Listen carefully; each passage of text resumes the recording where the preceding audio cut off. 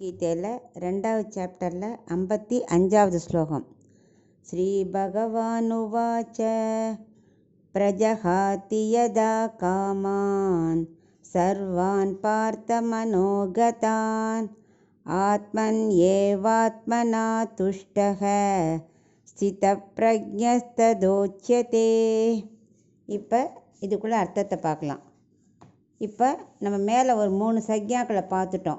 இப்போ 4வதாக ரொம்ப வசந்ததான வசீகார சக்ஞாவை பற்றி பார்க்க போகிறோம். அதாவது உலக விஷயங்களில் உள்ள பற்றை முழுவதுமாக ஒழித்து விருப்பு வெறுப்பு ரெண்டையும் அறவே விடணும்.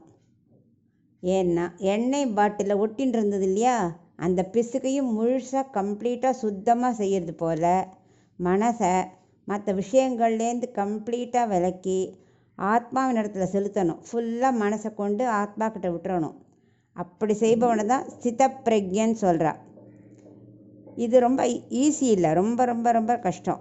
முதல்ல இந்த உலக இன்பம் நிலையற்றது, அழியக்கூடியது, ஆத்ம சுகந்தான் நிலையானது, அழிவில்லாதது அப்படிங்கிறத எண்ணத்தை நம்ம நல்லா வளர்த்துக்கணும். பிரகலாதனை போல் பிரகலாதனை எவ்வளோ துன்புறுத்தினா, ஆனால் அவன் ஒன்றுமே கவலைப்படவே இல்லை. ஏன் அவனை துளியும் பாதிக்கல அந்த துன்பம்? மனசை அப்படியே ஸ்ரீமன் நாராயணத்தில் செலுத்திட்டான். அதுபோல் ஞான யோகத்தில் உள்ள உன்னதமான நிலையை அடைபவனே ஸ்தித பிரக்ஞன். இதுவே வசீகார சக்ஞான்னு எக்ஸ்பிளைன் பண்ணுறார் கிருஷ்ணர்.